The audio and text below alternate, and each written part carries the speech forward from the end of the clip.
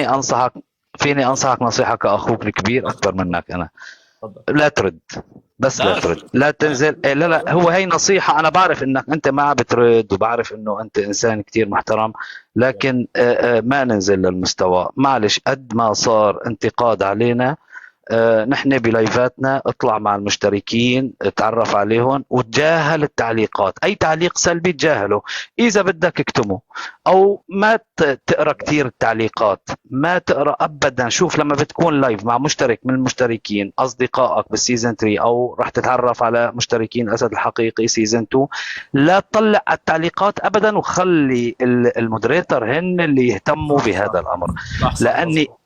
لاني انا يعني انت بتهمني، انت ابن بلدي، فانا ما بحب انك تكون يعني تنزل للمستوى اللي هن بدهم يعني ينتقدوا. صح صح. واذا كان في قله احترام هذا بيدل على شخصيتهم. اللي بده ينتقد باحترام اهلا وسهلا، يعني ما يعني انا الباب حكيت مفتوح للجميع.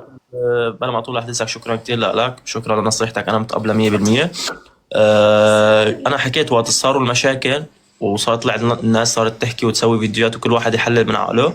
انا ما طلعت، وهن يعني كتير ضغطوا علي انه اطلع ورد. تمام، انا اول شيء والله في عندي اشياء كتير اهم برا بعملها، كنت عم اعملها، يعني ما كان في عندي فضاوة انه اطلع رد ووضح، مع اني هو التوضيح حلو، شيء حلو، بس ما حتى هذا ما كان في عندي وقت له. اخر همي انا اللي بيشوفني اصلا، يعني اللي عم يشوف الحلقات حقك، بيفهم حقك، يعني حقك. المشاهد مش غبي. فهمت علي؟ عن جد مشاهد مش غبي، وقت اللي عم يشوف هو اصلا اوريدي عم يفهم وعم يحلل، كان كل شيء لانه واضح، كل شيء مفتوح بشكل عام، ايه، اللي انعرض واللي راح ينعرض.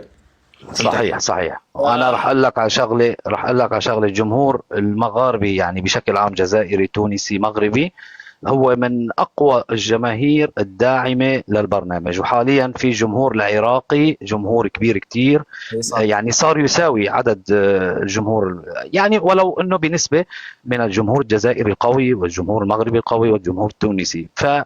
يعني انا بدي اليكس بصوره حلوه، وطبعا الجمهور الجزائري كله صديق لي، الجمهور التونسي والجمهور المغربي. يعني انا بقول لهم بس، ايه، انا بوجه لهم بس دعوه انه استنوا اليكس ان شاء الله باول الحلقات. ما تاخذ صاحبك الا من بعد علقه. فاذا كان في بين اليكس وايمان تاتش، فاكيد بعد ايام او بعد فتره حينحل الموضوع، وحنشوف شخصية أليكس وإيمان، لأن أليكس عنده أشياء حلوة لسه ما طلعت.